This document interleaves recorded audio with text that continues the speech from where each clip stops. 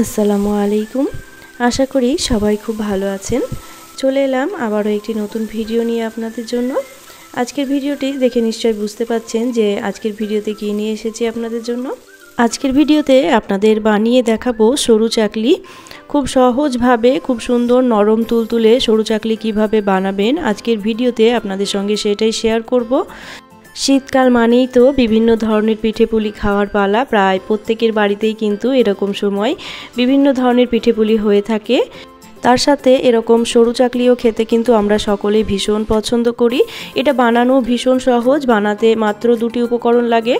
মানে সরু চাকলি বানানোর জন্য মূল উপকরণ কিন্তু মাত্র দুটোই লাগে। দেখে নিশ্চয় বুঝতে পাচ্ছেন যে এই সরু চাকলিগুলো কতটা নরম হয়েছে।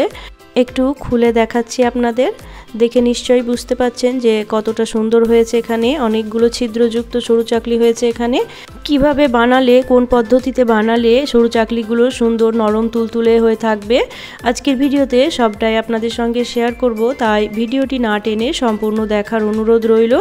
আশা করি আজকের ভিডিওটি আপনাদের খুব ভালো লাগবে।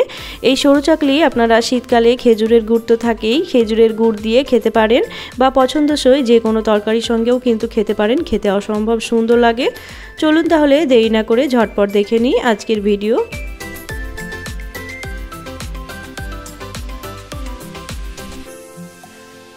সরু চাকলি বানানোর জন্য এখানে আমি 2 বাটি চাল নিয়েছি। এটা আমি রোজকার যে ভাতের চাল আমাদের ঘরে থাকে সেই চালই নিয়েছি। 2 বাটি চাল এখানে নিয়ে নিলাম আমি। তার সাথে নিয়ে নেব এখানে হাফ বাটির থেকে একটু বেশি বিউলির ডাল। চাল আর ডাল একসাথে একটু মিশিয়ে নেব হাত দিয়ে। তারপরে জল দিয়ে মোটামুটি 2 থেকে 3 বার খুব ভালো করে ধুয়ে একটু পরিষ্কার করে নেব।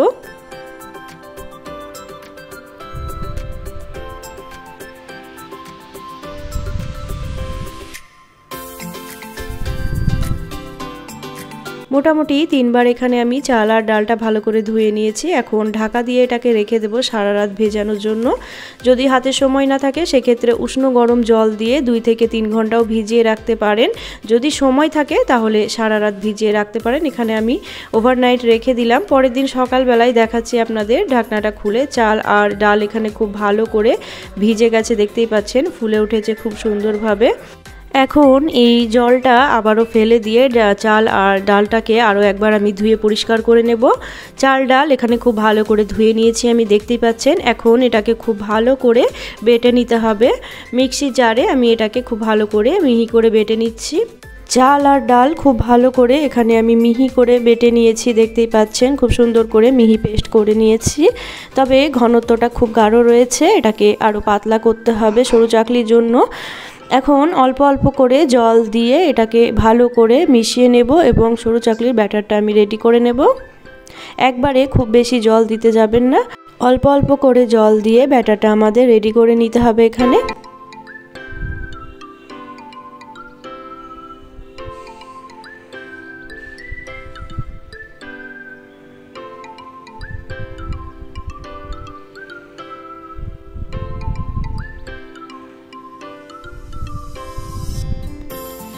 সরু চাকলির ব্যাটারটা এখানে আমার একদম রেডি হয়ে গেছে, দেখতেই পাচ্ছেন। এখানে হাতার গায়ে খুব হালকা করে একটা কোটিং লেগেছে, তার মানে এখানে ব্যাটারটা আমার এখানে একদম রেডি হয়ে গেছে।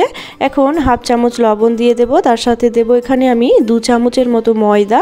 ময়দাটা দেওয়ার কারণে সরু চাকলিগুলো কিন্তু লেগে যাবে না, খুব সুন্দরভাবে উঠে আসবে। অনেক সময় দেখা যায় সরু চাকলিগুলো তাওয়ায় বা চাটুতে যাতেই করুন না কেন অনেক সময় লেগে যায়, উঠে আসতে চায় না সহজে। তো ময়দাটা দিলে কিন্তু এটা ভয় থাকবে না, খুব সহজে চাটু থেকে ছেড়ে আসবে।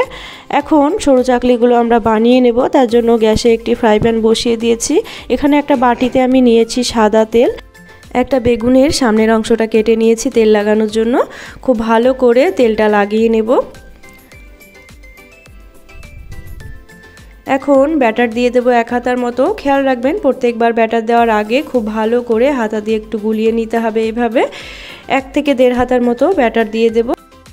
তারপরে চারিদিকে ব্যাটারটা এইভাবে ছড়িয়ে দিতে হবে। খেয়াল রাখবেন খুব বেশি যেন মোটা না হয়, পাতলা করেই কিন্তু সরু চাকলিগুলো আমাদের বানিয়ে নিতে হবে। যদি এরকম কিছু না থাকে তবে একটা তেজপাতা ব্যবহার করতে পারেন বা তালের পাতা কেটেও কিন্তু ব্যবহার করতে পারেন। এখন ঢাকা দিয়ে দেব 1.5 থেকে 2 মিনিটের জন্য। 1.5 মিনিট পরে ঢাকনা খুলে আপনাদের দেখিয়ে দিচ্ছি যে এখানে সরু চাকলিটা কতটা সুন্দর হয়েছে। উপরে দেখতেই পাচ্ছেন অনেকগুলো ছিদ্র হয়েছে এখানে। এখন এটাকে আমি তুলে নেব। খুব সহজেই কিন্তু উঠে আসছে, দেখতেই পাচ্ছেন। ব্যাটার দেওয়ার আগে অবশ্যই খেয়াল রাখবেন ফ্রাই প্যান বা চাটু যেটাই হোক না কেন খুব ভালো করে গরম করে নিতে হবে হাই ফ্লেমে। তারপরে গ্যাসের ফ্লেমটা কমিয়ে দিয়ে ব্যাটার দিতে হবে তেল ব্রাশ করার পরে। আরও একটি সরু চাকলি বানিয়ে আপনাদের দেখিয়ে দিচ্ছি আমি। একইভাবে তেল ব্রাশ করে নিলাম, তারপরে ব্যাটার দিয়ে খুব ভালো করে চারিদিকে ব্যাটারটা ছড়িয়ে দিচ্ছি পাতলা করে। তারপরে ঢাকা দিয়ে একই পদ্ধতিতে 1.5 থেকে 2 মিনিটের জন্য ঢাকা দিয়ে রেখে দেব। লো ফ্লেমে রাখতে হবে, লো টু মিডিয়াম ফ্লেমে কিন্তু সরু চাকলিগুলো বানাবেন, হাই ফ্লেমে একদমই বানাতে যাবেন না। আবারও বলছি, চাটু বা ফ্রাই প্যান যেটাই হোক না কেন হাই ফ্লেমে গরম করে নিতে হবে খুব ভালো করে, একেবারে ধোয়া ওঠা পর্যন্ত গরম করে নিতে হবে। তারপরে গ্যাসের ফ্লেমটা কমিয়ে দিয়ে লো টু মিডিয়ামে সরু চাকলিগুলো আমাদের বানিয়ে নিতে হবে একটা একটা করে। একইভাবে আমি আরও একটি বানিয়ে আপনাদের দেখাচ্ছি। এখানে দেখতেই পেলেন খুব সুন্দরভাবে উঠে আসছে ফ্রাই প্যান থেকে।